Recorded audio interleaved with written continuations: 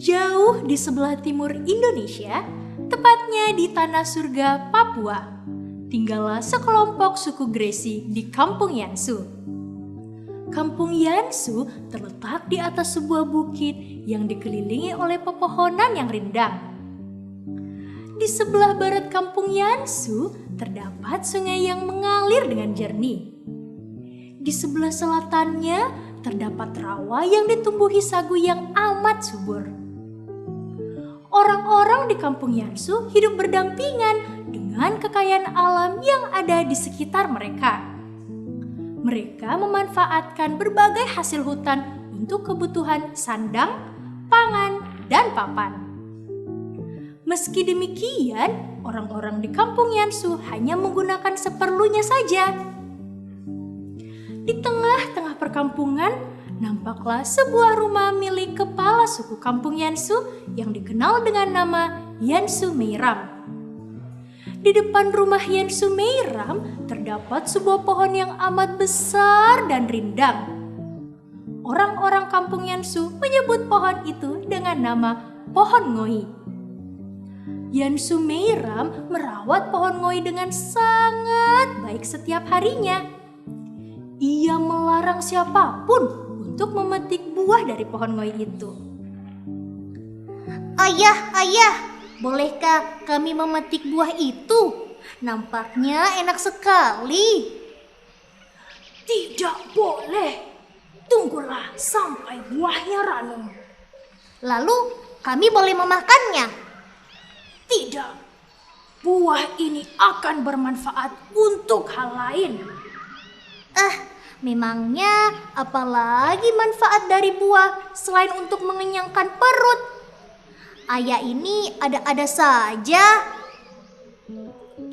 Yansu Meiram merawat pohon ngoi dengan amat tekun. Ia bahkan mengawasi setiap burung yang singgah di atas pohon ngoi.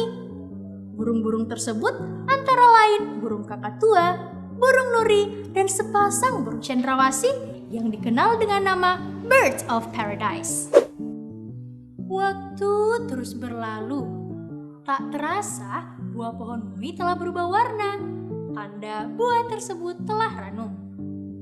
Yansu Meiram kemudian memerhatikan kelima buah pohon ngoi dengan teliti. Lihatlah anakku, lihatlah kelima buah pohon ngoi ini. Warnanya hijau tua dan ukurannya kecil seperti telur ayam. Anakku, mari kita petik buah ini. Yansu Meiram lalu memetik buah pertama dari pohon ngoi itu. Tiba-tiba tanah di sekitarnya berguncang dengan hebat. Apa yang terjadi, Ayah? Tolong!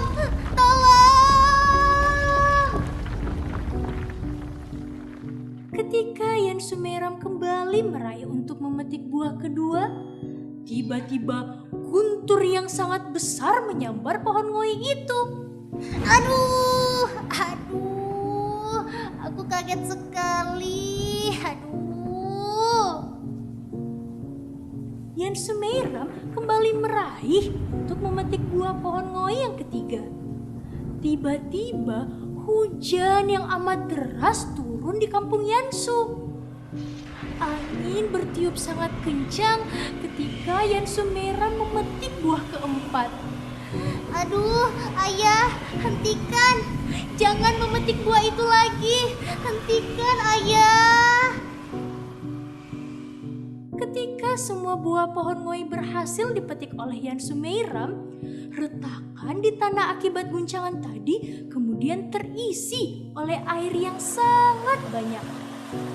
Yansu Meiram lalu berlari masuk ke rumahnya dan menyimpan buah pohon ngoi itu dengan hati-hati. Ia yakin bahwa suatu saat buah-buah pohon ngoi itu akan bermanfaat bagi dirinya dan bagi anak-anaknya. Suatu hari, Yansu Meiram menugaskan anaknya Iha Weinam untuk menyampaikan pesan kepada kepala suku di kampung sebelah. Pergilah anakku, seberangilah 2 bukit dan 2 lembah, lalu kembalilah pulang kepadaku. Baik, Ayah. Aku akan berusaha dengan baik. Ini, bawalah 3 buah pohon ngoi ini bersamamu. Ia akan membantumu. Ia juga akan membawa kau pulang kembali dengan selamat.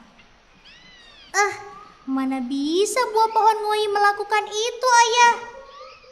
Bawalah pergi bersamamu. Jangan kau hilangkan dan jangan pula kau bersikap rakus. Berhati-hatilah anakku.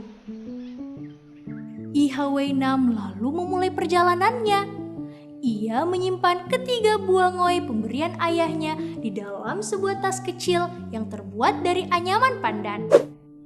Ketika Ihaweinam memulai perjalanannya, kini ia telah melewati satu bukit dan satu lembah. Ia merasa amat letih.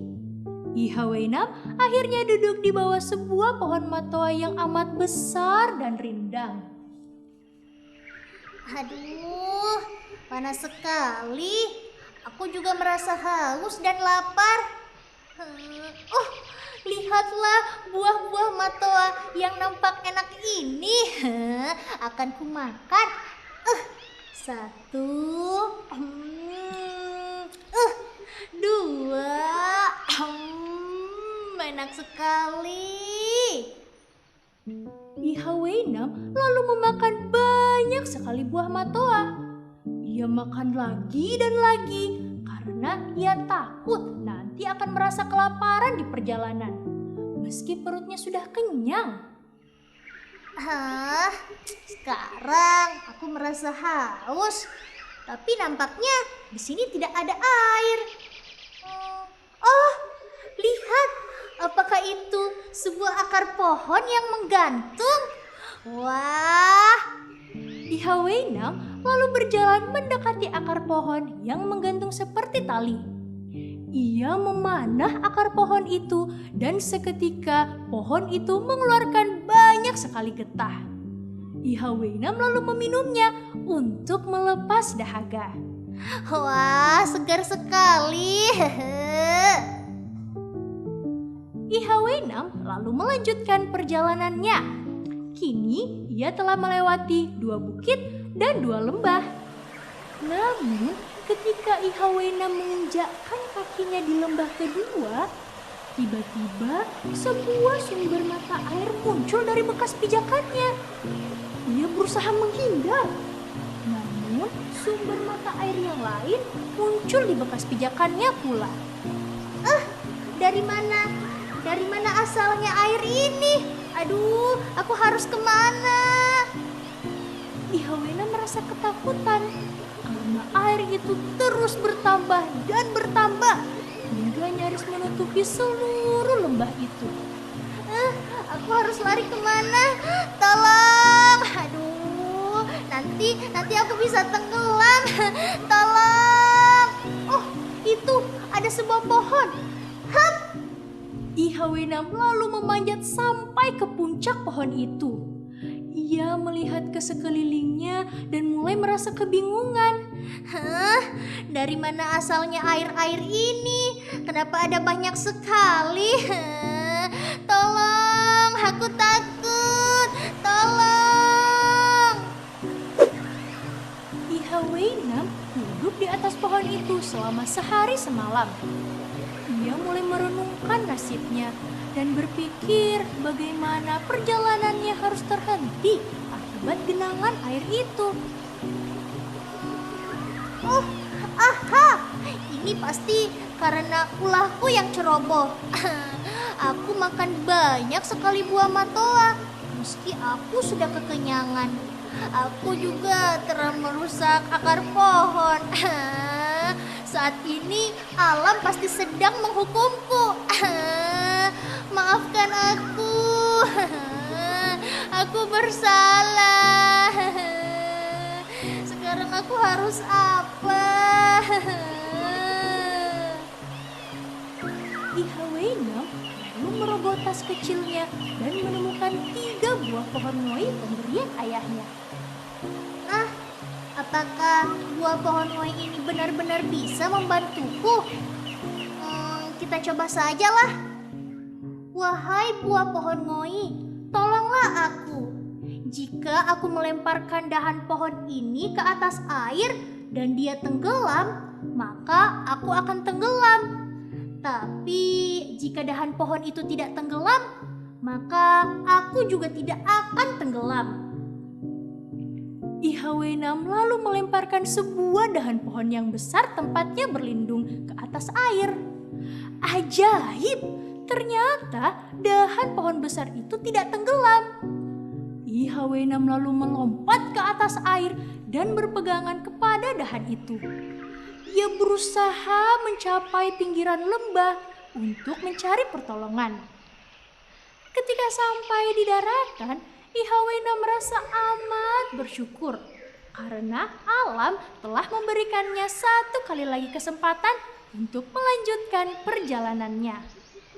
Wah, akhirnya aku selamat.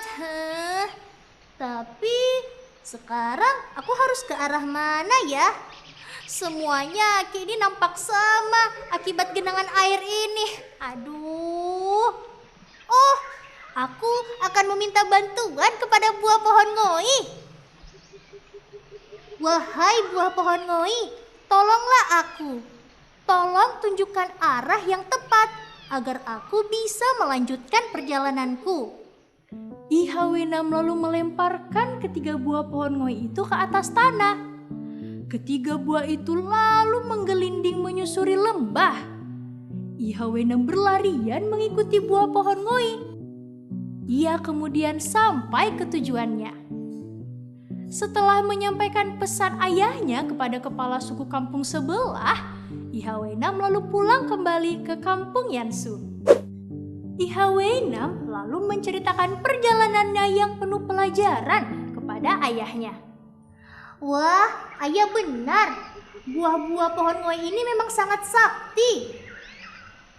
Anakku, jika kau mempercayai sesuatu, maka hal tersebut akan terjadi.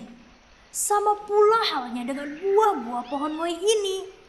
Jika kau yakin buah-buah ini akan bermanfaat, jagalah ia, maka ia akan menunjukkan manfaatnya kepadamu. Perjalanan Ihaweenam dengan manik-manik sakti pohon ngoi sangat berkesan bagi Ihaweenam. Sejak hari itu, Ihaweenam berjanji bahwa ia tidak akan bersikap rakus dan selalu berusaha menjaga keseimbangan alam. Ia yakin bahwa manusia merupakan bagian dari alam, sehingga manusia harus menjaga alam dengan baik seperti manusia menjaga dirinya sendiri.